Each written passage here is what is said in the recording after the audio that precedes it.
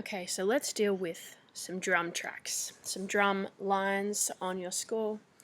First thing I'm going to do is I'm going to open up this good guide for drum notation. This is just on my daughter score site or page on my blog.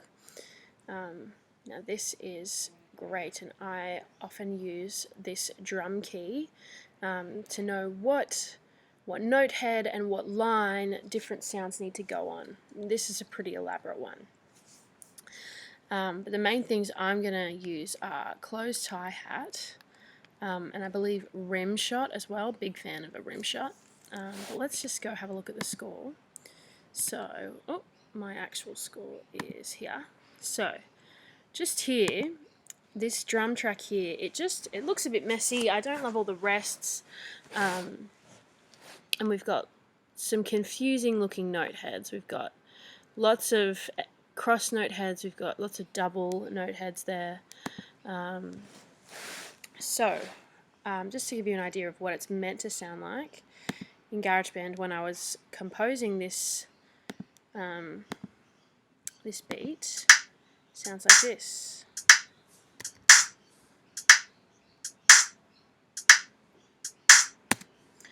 I've actually just realized today that this note here isn't actually doing anything.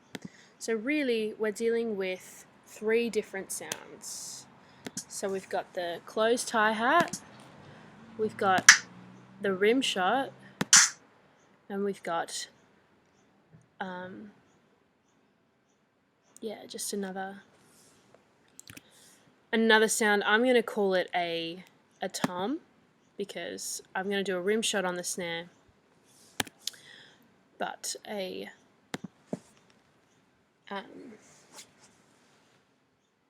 rim shot on the snare, closed hi-hat, and then just the regular hit on a high tom. So let's look at what those will be. So if we go back to our drum key, we've got the closed hi-hat, so a cross on the top line. We've got a rim, not necessarily shot, it says rim click, but it's going to be the 3rd space is going to be your rim shot on the snare, and then the tom will be this one here, the top space. So we've got cross note head, top line, tom, top space, cross note head, 3rd space for the snare rim shot. So if we go back here, these rhythms are correct, which is all thanks to our quantization, but it hasn't done these rests beautifully. So instead of this being an 8th note or a quaver rest, we're going to turn it into a dotted quaver rest, which will take away this, which is just that bit easier to read. Now this is fine, ba-ba, that's what we want, da-da. So, we want this to be, now this is unfortunately quite annoying, we want this to go on the top line. So if you just keep pressing down, it'll give you lots of different options. There we go. So if we are, sometimes there's a bit of a discrepancy, so if we are following this, the closed hi-hat on the top line should be correct. But it sounds like in MuseScore it registers that as like an open symbol, and if we go back to what we were doing, that sounds like a closed hi-hat. So let's just double check our other resource. So common drum patterns. Let's do that. Oh, yeah, same website, different situation. So yeah, they really are using the top line as the closed hi-hat. So we're going to stick with that regardless of the fact that MuseScore's playback says differently. So we're going to go and apply the crossed note head that's already there and put it on the top line. Now, if it's not a cross note head and you're struggling with that, you just press the note that you want, for example this one, and we want to go to note heads, and then we want to click cross and double click, and it will change the note head. Oh, hopefully.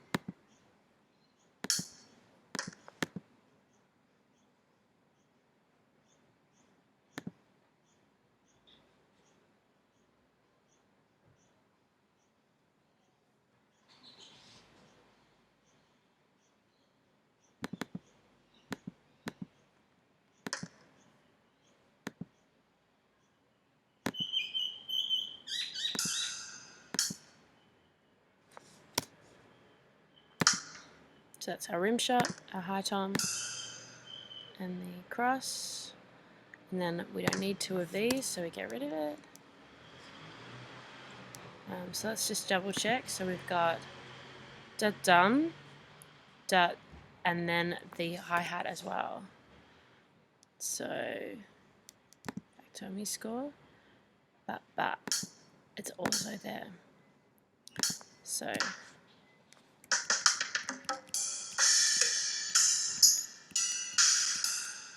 go. And that needs to go to the same place because we've got two of those closed hi-hat shots. There we go. And that is what your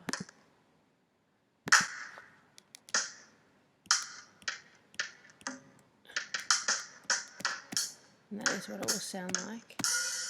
This is just me pressing up and down. But this sound combined with the hi-hat is what we want. So if we play that, this bar now looks a lot nicer. Press play. That's good. So we're going to just apply that right here. And just keep going because it just keeps repeating. So you need to be aware of the structure of your piece and what keeps repeating and what doesn't. But even just cleaning that up, that makes it a lot more readable to someone, to your drummer.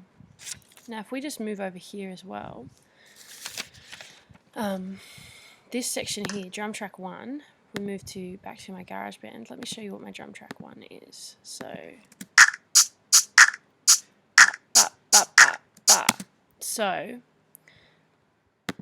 we've got a clap cabassa situation. It's two sounds, and so I'm actually going to create a new line. Instead of using your regular 5-line notation for this, I'm just going to go to File, Parts. Just kidding. We want to add an instrument essentially. So File, I think Score Properties.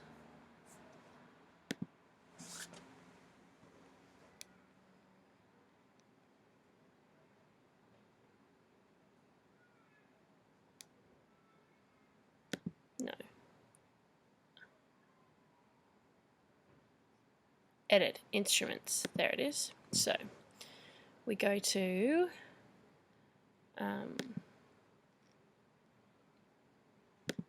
all instruments. We want percussion unpitched, and we want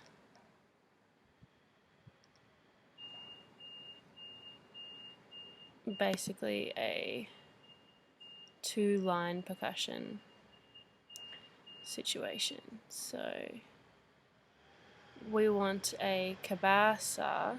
Let's even search that. Yep. We click Add. I'm going to move that up to be just next to my drum set 1 so that we can just compare them to each other. And we also want a clap.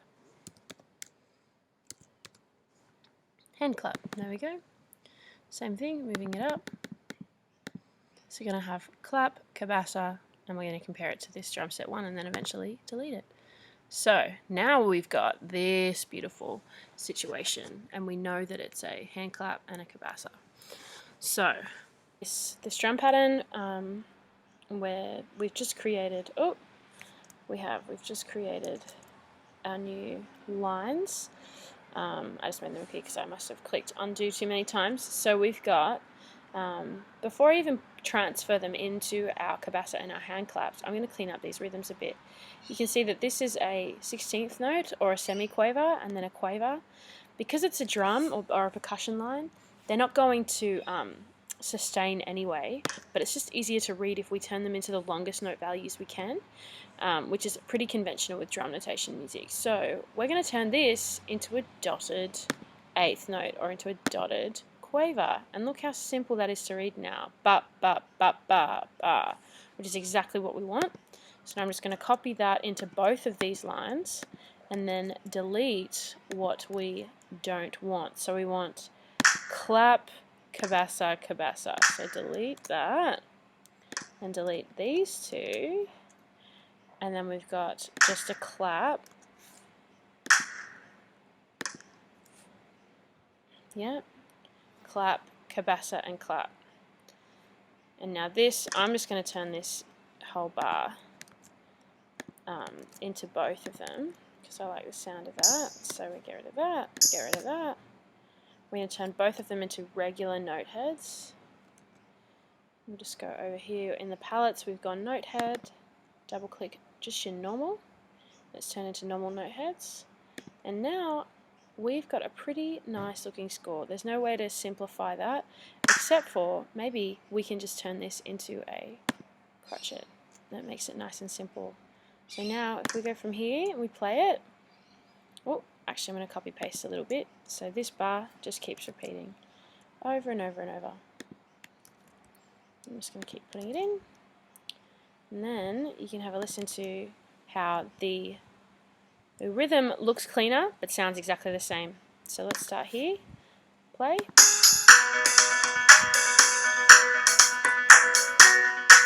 So we'll do that again after I've deleted this. So to delete it, we just press I and we go back to the score and we delete the drum set 1. So we've got cabasa, hand clap, drum set 1, and I'm going to remove that. And you can see now with just our fixed up drum beat and our hand clap and cabasa, let's go from here. Press play.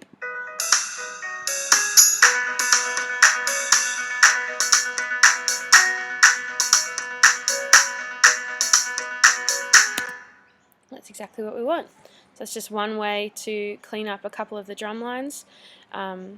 Yeah, you can keep it simple. I had 3 different drum lines, which is, you know, probably overkill, but yeah, you want to make it as clean and simple as you can, because then the drummers will really appreciate it. So even though these notes don't hang on or sustain, they're easier to read and it still has the same sound. So that's drumming.